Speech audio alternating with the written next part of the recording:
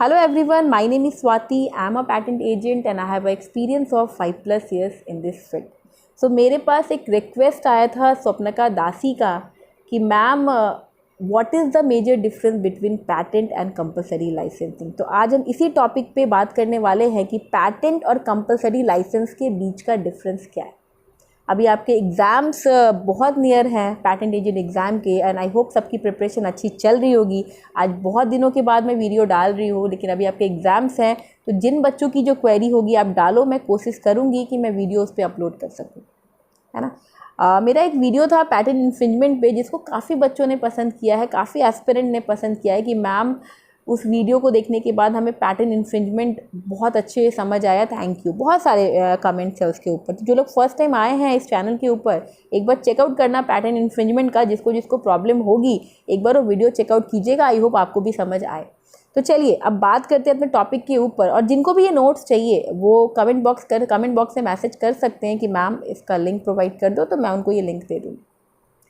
देखो पैटेंट क्या होता है, अब इमेजिन करो मेरे पास एक गाड़ी है, उस गाड़ी के पीछे वाले साइड में मैंने एक ऐसा इनोवेशन किया। ऐसे नॉर्मली कार में सेटिंग अरेंजमेंट है कि हम जितनी भी कारें थी मार्केट में, उसमें क्या है, उसमें सब में बैठने वाला सिस्टम है, लेकिन मैंने एक ऐसा इनोवेशन किया अपने कार में कि आप बेड की तरह बनाया मैंने कि आराम से सो के हम जा सकते हैं। अब ऐसा मत बोलना कि मैम अभी तो बहुत सारी कार है जिसमें ऐसा फैसिलिटीज़ है कि हम सो के भी जा सकते हैं। देखो इमेजिन करना है, बिकॉज आप तभी समझोगी चीज़ों को, है ना। मैं एक कहानी की तरह आपको समझाना चाहती हूँ। तो इस चीज़ को इमेजिन करो कि मैम ने एक ऐसी कार बनाई जिसमें बैक साइड क्या है, पीछे आराम से बेड का अरेंजमेंट है कि आप सो के जा सकते हो। तो बिल्कुल न्यू है, किसी की मैंने कॉपी नहीं की। कोई भी ऐसा है जो क्या कर रहा है, जो इस तरीके का काम नहीं किया है, ये राइट जो बिल्कुल नॉवेल है, इन्वेंटिव स्टेप्स भी है इसमें। तो मुझे क्या हुआ, मुझे पैटेंट मिल गया। मैंने फाइल किया अपना एप्लीकेशन और मुझे मेरा फाइल क्या हो गया, ग्रांट, मेरा प्रोसेस में गया और मेरा ग्रांट हो गया और मुझे पैटेंट मिल गया, मेरा इन्वेंशन, राइट। तो अब मुझे ग्रांट मिल गया, तो क्या हो गया, पैटेंट मिलने के बाद गवर्नमेंट मुझे 20 साल का राइट देती है कि 20 ईयर्स तक ये चीज़ आपकी है, कोई भी इसको यूज़ नहीं कर सकता, कोई भी इसको कॉपी नहीं कर सकता, कोई भी सेम चीज़ नहीं बना सकता, आप इसके इकलौते मालिक 20 ईयर्स के लिए, राइट। तो ये आपका पैटेंट होता है, जो कि यहाँ पे लिखा हुआ है लैंग्वेज फॉर्म में। समझ में आ रहा है, मोस्टली बच्चों को पता होगा पैटेंट क्या होता है। अब देखो सीएल की बात आती है, कंपलसरी लाइसेंसिंग की। और पैटेंट में एक चीज़ और, 20 साल तक कोई बिना आपसे पूछे, बिना आपके परमिशन के कोई भी उस चीज़ का यूज़ नहीं कर सकता, कोई भी ऐसी चीज़ नहीं बना सकता है ना। अगर आप सहमत हो, अगर आप दे रहे हो तो ठीक है, उसके लिए भी प्रोसेस है, आप करके आप दो। लेकिन अगर आप नहीं देना चाहते तो कोई बिना पूछे आपसे नहीं ले सकता। तो ये होता है पैटेंट। और कंपलसरी लाइसेंसिंग क्या होता है, कंपलसरी लाइसेंसिंग में आपसे पूछा नहीं जाता, आपका ही इन्वेंशन है ना। गवर्नमेंट क्या करती है, गवर्नमेंट को अगर लगता है कि ज़रूरत है इस चीज़ की, तो गवर्नमेंट बोलती है, आपसे बिना पूछे वो चीज़ करती है, राइट। वो दे देती है दूसरे को उसका लाइसेंस, लेकिन उसके लिए भी कुछ टर्म्स एंड कंडीशन गवर्नमेंट में रखा है, जो कि सेक्शन 84 से 92 तक आपको देखने को मिलेगा। अभी मैं एक्सप्लेन करने वाली हूँ सारी चीज़ें। तो बेसिकली कंपलसरी लाइसेंसिंग एक ऐसा ऑथोराइजेशन है जो कि थर्ड पार्टी को मिलता है, किसके द्वारा, गवर्नमेंट के द्वारा, कि आप इस प्रोडक्ट को सेल भी कर सकते हो, यूज़ भी कर सकते हो, और क्या कर सकते हो, आप बिना परमिशन के, आपको ऑनर से परमिशन लेने की ज़रूरत नहीं है। तो उसमें आप सोचोगे कि अरे ऐसा कैसे, अब मैंने तो कार बनाई, ऐसी इनोवेशन की, मैंने पैटेंट भी कराया, मैं 20 साल तक ये चीज़ मेरी थी, तो गवर्नमेंट ऐसा कैसे कर सकते हैं ना। तो ये चीज़ आपके माइंड में होगा। लेकिन देखो सीएल का पर्पस क्या था, गवर्नमेंट को लगा, अब जैसे मान लो मेरे पास एक ऐसी कार है जिसके बैक साइड में आराम से सोने की फैसिलिटी है, और कोई ऐसी नेशनल इमरजेंसी आ गई जिस केस में कोई ऐसा है जो कि बहुत पेन में है और वो बैठ के नहीं जा सकता, वो सो के जा सकता है, तो क्या होगा, उस केस में आप बोलोगे कि वैसी कोई इनोवेशन कोई नहीं कर सकता, कोई भी इस तरह का कॉपी नहीं कर सकता, है ना। नहीं तो मैं क्या करूँगा, इन्फ्रिंजमेंट का केस कर दूंगा। तो उस केस में गवर्नमेंट कहती है कि अगर वो नीड है तो वो दूसरा भी आपका यूज़ कर सकता है, सेम चीज़ वैसा बना सकता है। मतलब मेरी बातों को समझो, यहाँ पे मैं बोलना आपको ये चाह रही हूँ कि पैटेंट का मतलब हो गया कि ठीक है, आपका ये न्यू था, बिल्कुल नॉवेल था, आपका इन्वेंटिव स्टेप था, आपको पैटेंट मिला। लेकिन सीएल गवर्नमेंट बोलती है कि अगर नेशनल इमरजेंसी आएगी, कोई ऐसा हेल्थ क्राइसिस आएगा, तो उस केस में क्या होगा, विदाउट योर परमिशन गवर्नमेंट क्या करती है, वो चीज़ अलाउ कर देती है। उसके लिए कंपलसरी लाइसेंसिंग का आपको हेल्प लेना पड़ता है और आपको सीएल लेने के बाद ही आप ये काम कर सकते हो, तो क्या होगा, आपके इन्फ्रिंजमेंट का केस नहीं लगता।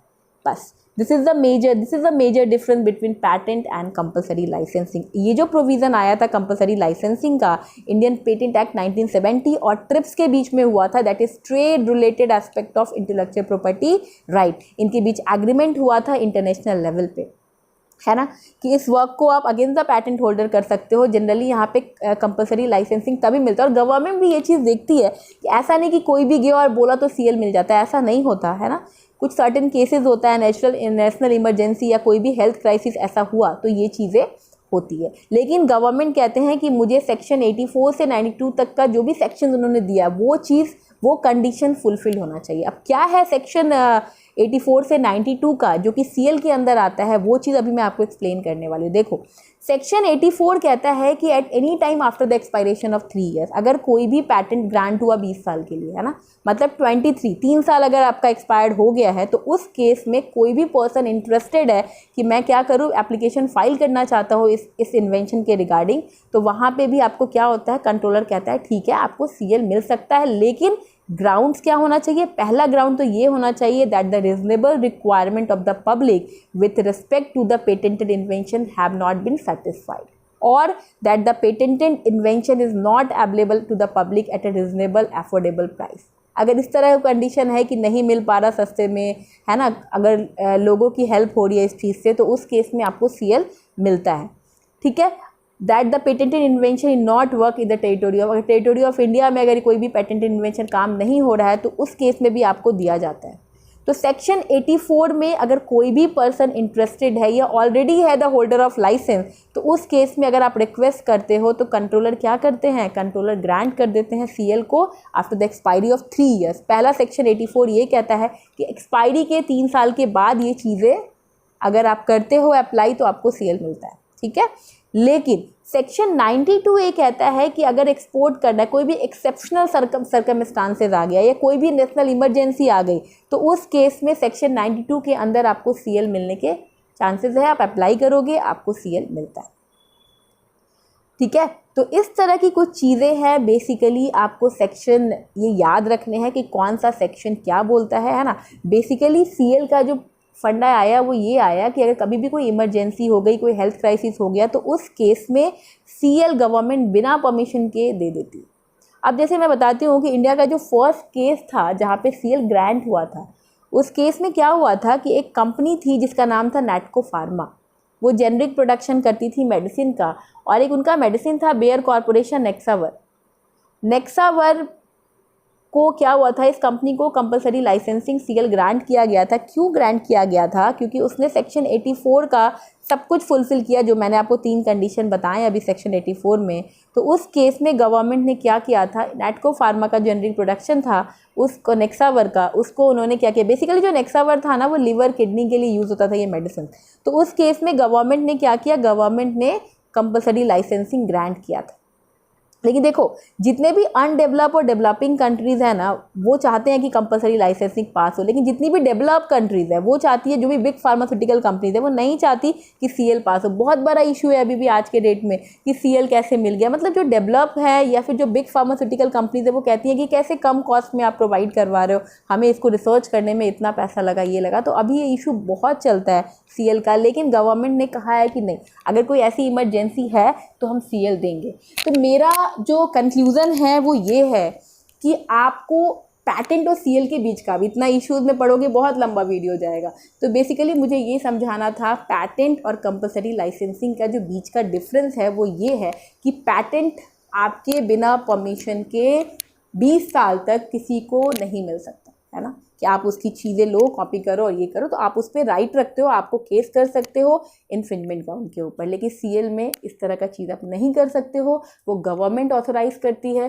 और गवर्नमेंट अगर सेक्शन 84 से 92 का जो भी कंडीशन मैंने आपको बताया अगर वो फुलफिल हो रहा है तो उस केस में आप कुछ नहीं कर सकते, है ना।